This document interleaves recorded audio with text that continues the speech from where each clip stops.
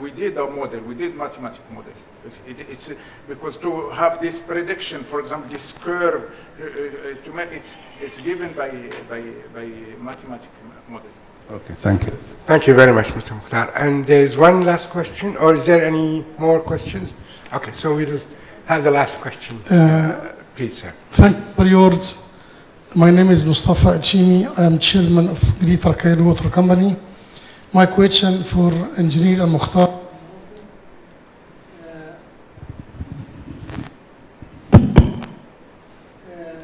Really, first of all, what about your disinfection in your system in Tangier? The other question, what about the contaminations of your water, like salts and another parameters like iron and so on? Thank you. Thank you, sir. Mr. Mukhtar, please. I start by the end. If we win this conceptual model, we do give this cross section of the aquifer. You see that the aquifer is like ball and there is marble. So there is not permeable aquifer. There is no intrusion, salt intrusion. The contamination, we are sure there is no contamination. For disinfection, what you use the chloration, so chlorination. Well, it's fully what we use. But what we did with the model, we also use, because it's a very huge study, 3 years we study with the university professor, with the PhD student. We try to use also the vulnerability maps, and we found that the most risk for this aquifer come from the quarry, that people come and dig to have this limestone in the zone. And we have also highway, which across, and we put this mitigation measures. For example, for highway, we use this what we call in French the caniveau, this, and to collect all water come from the road, make polluted with the wells, and to put it outside. And also regulation that when we are on the aquifer, we should reduce the speed. So we make all this measure, but thanks also to the model and to this integrated geographic information system. Thank you very much. Thank you very much for your patience and for your participation in this session. And of course, thank you to the distinguished panel. You have another comment? Please go ahead. I have a question. As speaker, it's very interesting. I could not have, I have two questions. One from James. Yes, please go ahead. One, the other for two James. First one, concerning the water integrity. Yes, what we did, you did a great job, but it's still at national level. But there is another dimension of water integrity and corruption at international level. I mean by this lobbying to choose certain solution or certain technology and or concession, some decision that not taken at national but at international with this big company. How you deal with this in water integrity?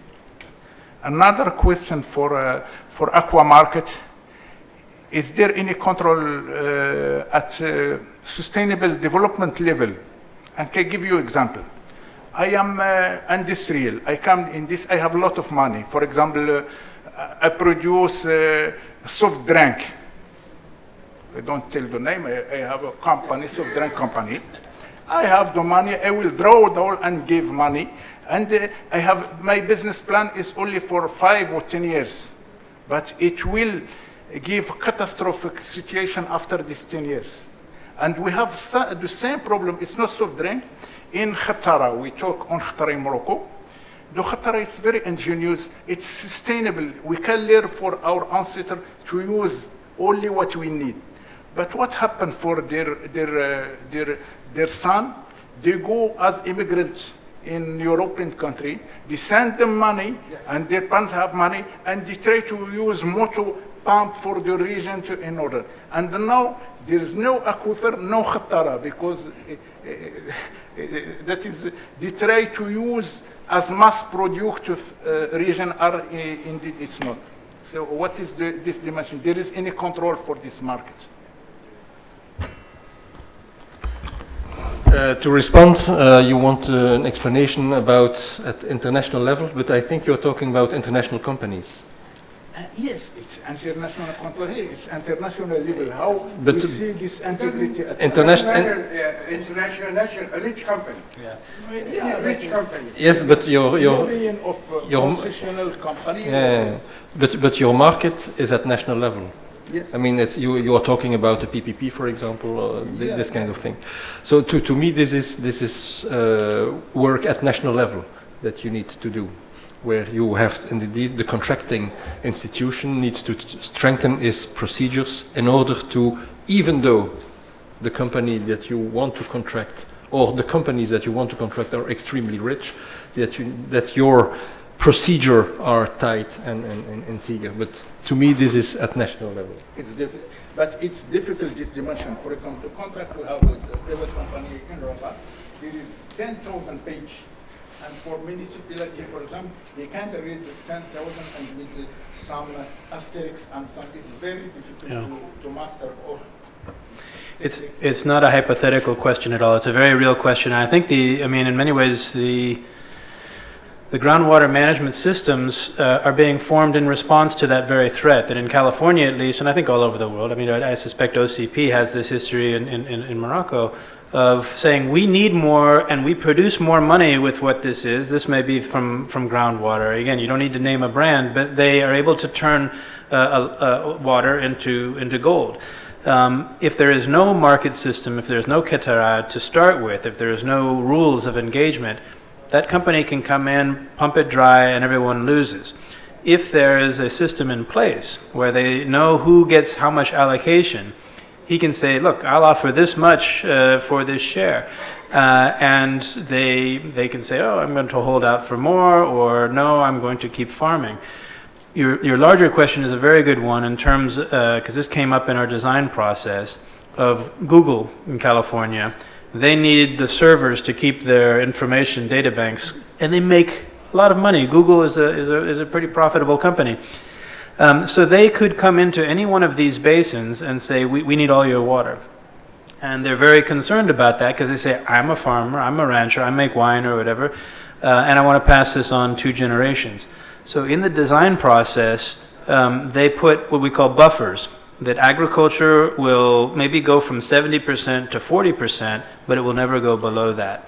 And the municipalities, the poorest people will be able to get 200 gallons per person at least, and will plan for future generations. Google can't come in and interfere with that. So it creates the valorization, it makes it harder for this company to disrupt the system. They often say, we want to preserve the rural character because we like it here and it's stable and we don't want to be disrupted by some outside company, international or local. They have to play within these rules, and they should know that they'll be able to get some water, but not all they want and not for free. And I will say something, I'm not a big fan of the big, huge companies necessarily, but they want that certainty. They want to know that if they come in, they will not be chased out with torches, that they will not damage their brand reputation. If it's a mining company, if it's a beverage company, if it's a Google, they want that certainty that, okay, we will be able to buy our way into this market without being hated and attacked for what we use. Thank you very much. Any other comment or any other conclusion? Well, thank you very much. I now announce the conclusion of this session. Thank you very much to the panel. Thank you very much, everybody.